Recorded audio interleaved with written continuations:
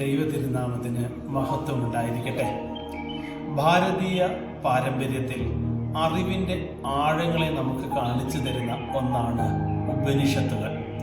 ഉപനിഷത്ത് എന്ന വാക്കിന് അർത്ഥമായി ഗുരുക്കന്മാർ ഇന്ന് സ്വീകരിക്കുന്ന ഒന്ന് കൂടെ ഇരിക്കുക എന്നുള്ളതാണ്. യേശുതമ്പുരാനും ഇത്തരത്തിലൊരു ഗുരു പാരമ്പര്യത്തിൽ തന്നെയാണ് തൻ്റെ ശിഷ്യന്മാരെ വളർത്തിയെടുത്തത്.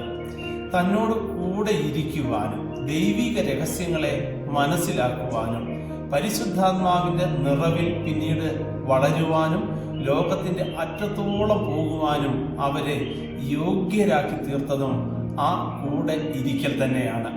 തൻ്റെ കൂടെ ഇരുന്ന സമയത്താണ് ശിഷ്യന്മാർ യേശു തമ്പുരാനോട് തങ്ങൾക്ക് പ്രാർത്ഥിക്കുവാനായി ഒന്ന് പഠിപ്പിച്ചു തരണമെന്ന് ആവശ്യപ്പെടുന്നത്.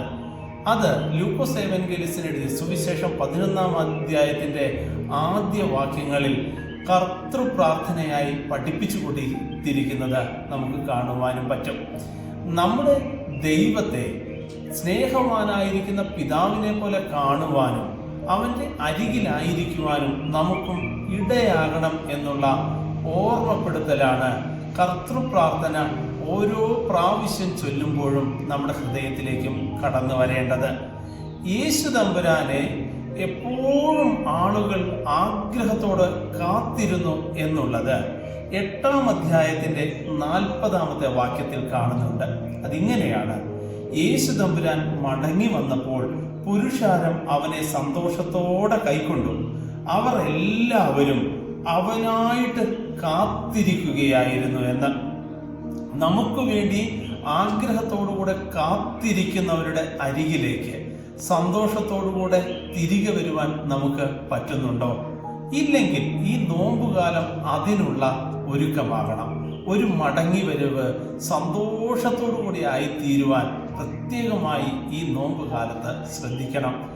സ്നേഹവാനായിരിക്കുന്ന അപ്പനെ കാത്തിരിക്കുന്ന മക്കളെ പോലെ ദൂരദേശത്തായിരിക്കുന്ന മക്കൾ സന്തോഷത്തോടുകൂടിയും അനുഗ്രഹത്തോടെയും വരുവാൻ പ്രാർത്ഥനാപൂർവം കാത്തിരിക്കുന്ന മാതാപിതാക്കളെ പോലെ സഹോദരങ്ങൾക്ക് വേണ്ടി ജാഗ്രതയോടുകൂടിയിരിക്കുന്ന സ്നേഹമുള്ള സഹോദരങ്ങളെ പോലെ നമുക്കും ഈ നോമ്പ് കാലത്ത് ഒന്ന് കാത്തിരിക്കുവാൻ ഇടയാകണം.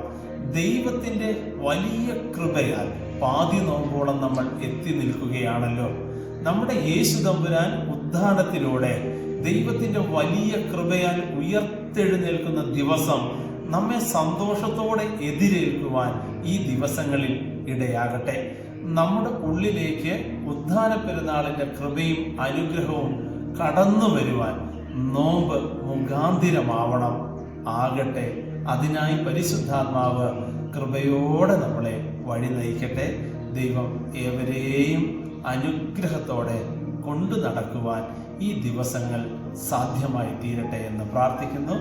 ദൈവകൃപയിൽ